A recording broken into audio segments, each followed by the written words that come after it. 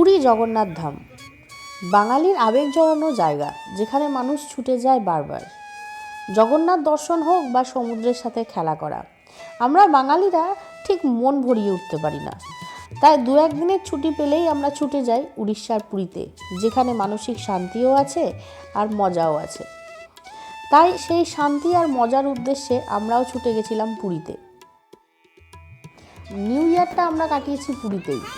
জানি একটু দেরি হয়ে গেল ব্লগটা দিতে, তবুও আমি আপনাদের সাথে শেয়ার করার চেষ্টা করলাম যে এবারে পুরীতে গিয়ে আমরা কেমন মজা করেছি।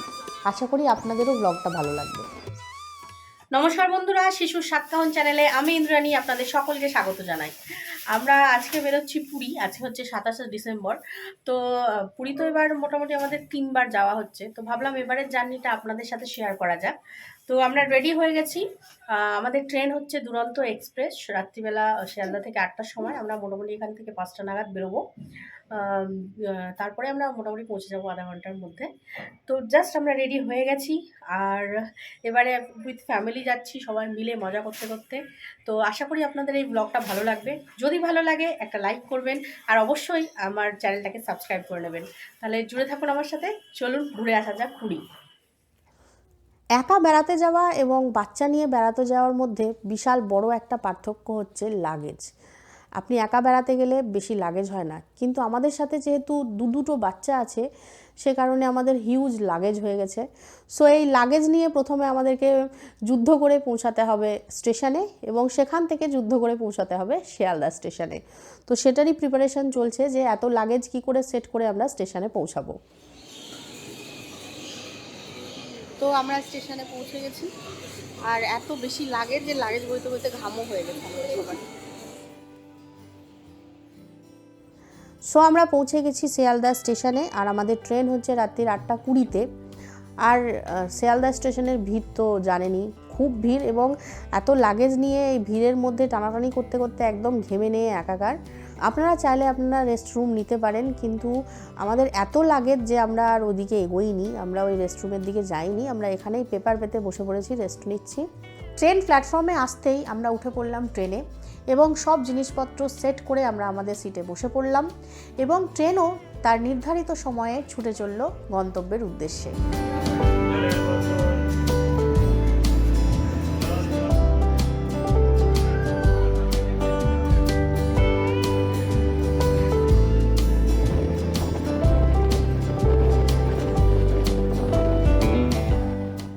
যেহেতু রাতের ট্রেন, তাই বিশেষ কিছু করার ছিল না।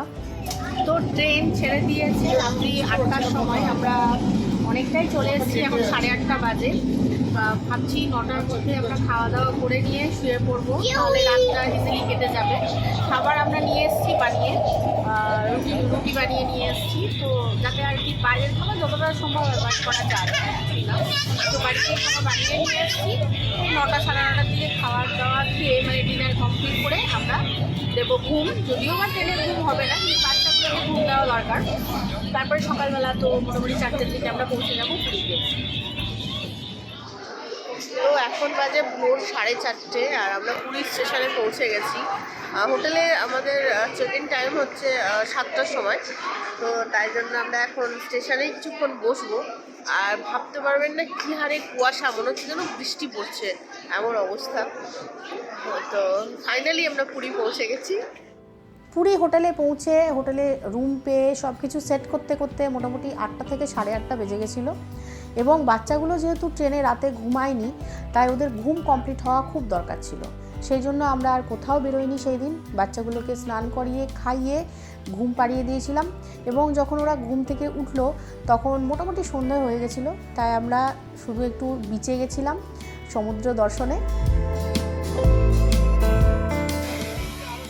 তো আমরা এসেছি সমুদ্র দেখতে। সন্ধ্যেবেলা এটাই কাজ, সমুদ্রের ধারে বসে ঢেউ দেখা, না যাকে বলে।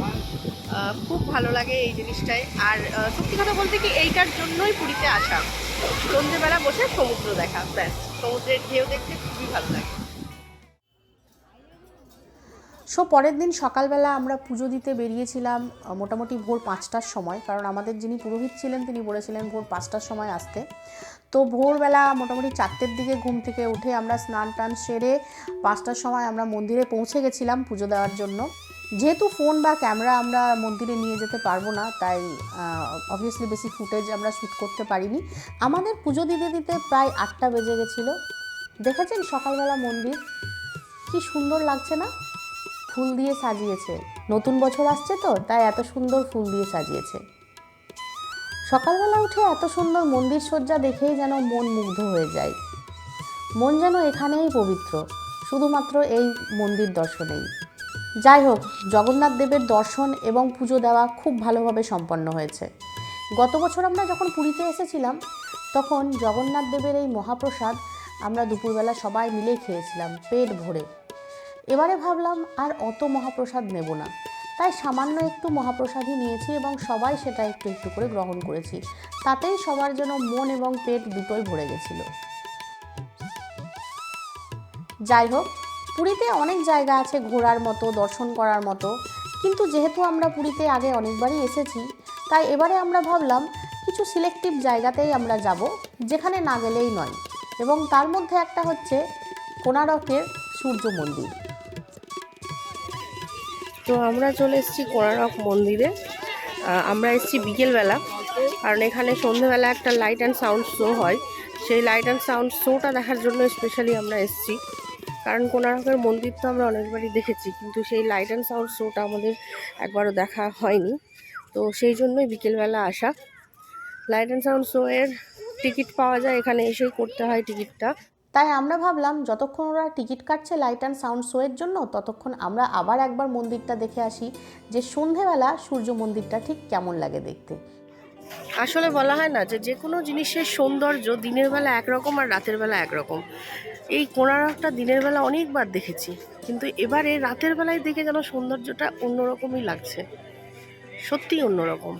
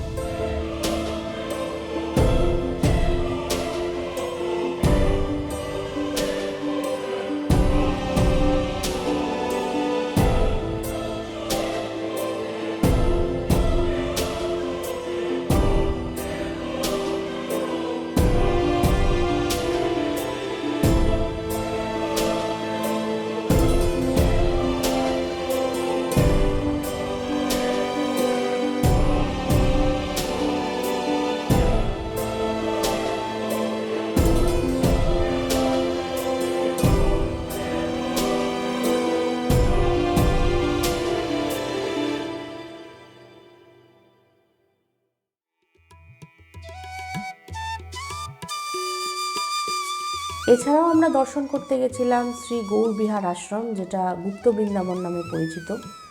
সেই জায়গাটাও বেশ সুন্দর।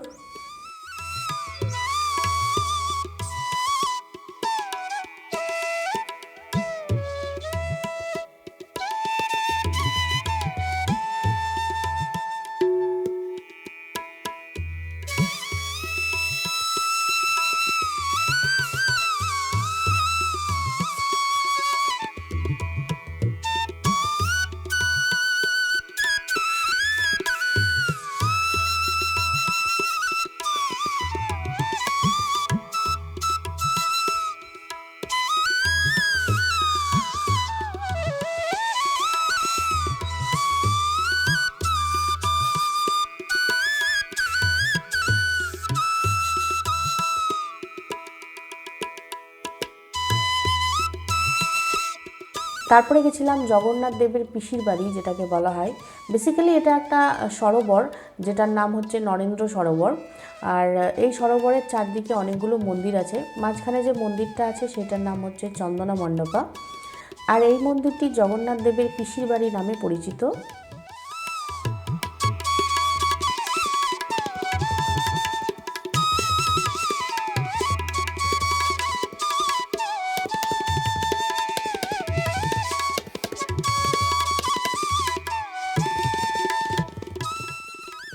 এছাড়াও গেছিলাম গুন্ডিচা টেম্পল, যেটা জগন্নাথ দেবের মাসির বাড়ি রূপে পরিচিত।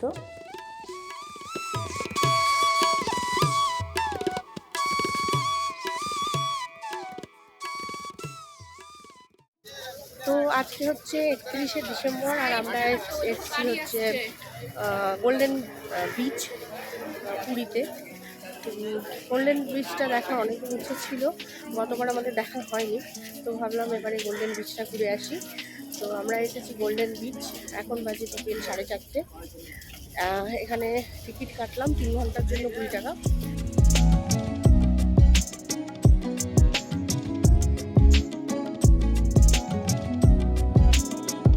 তো এটিই হলো গোল্ডেন বিচের এন্ট্রান্স, এবং এটিই হচ্ছে পুরীর গোল্ডেন বিচ, এবং এটি একটি ব্লু ফ্ল্যাগ সার্টিফাইড বিচ। স্বভাবতই এই বিচটি পরিষ্কার পরিচ্ছন্ন এবং খুব সুন্দর এখানকার পরিবেশটি।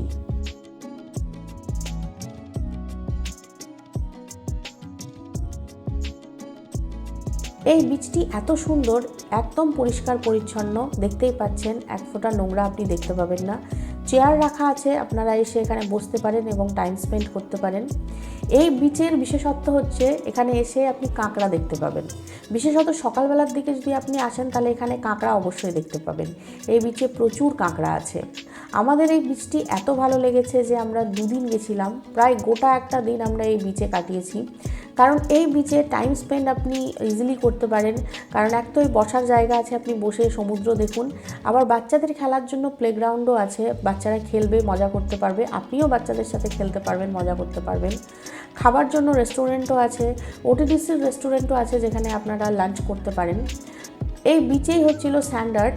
যেহেতু আমরা নিউ ইয়ারের ঠিক আগের দিন গেছিলাম, তাই জন্য স্যান্ডার্ডগুলো দেখতেই পাচ্ছেন কি সুন্দরভাবে করা হয়েছে, এবং খুব সুন্দর ছিল এই স্যান্ডার্ডগুলো।